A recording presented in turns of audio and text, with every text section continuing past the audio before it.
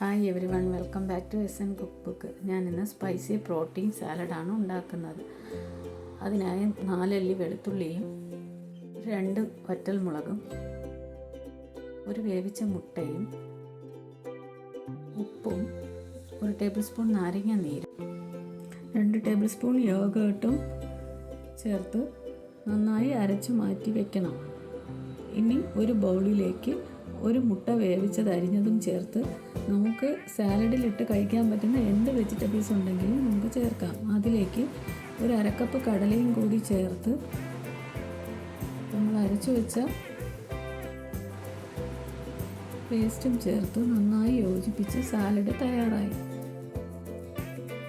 ഇതിൻ്റെ കൂടെ ചിക്കൻ ഉണ്ടെങ്കിൽ ചിക്കൻ വേവിച്ചതും ചേർക്കാം. നല്ലൊരു പ്രോട്ടീൻ സാലഡായി നമുക്ക് കഴിക്കാവുന്നതാണ്. ഇത് നിങ്ങൾക്ക് ഇഷ്ടമായാൽ എൻ്റെ ചാനൽ സബ്സ്ക്രൈബ് ചെയ്യാൻ മറക്കരുത്.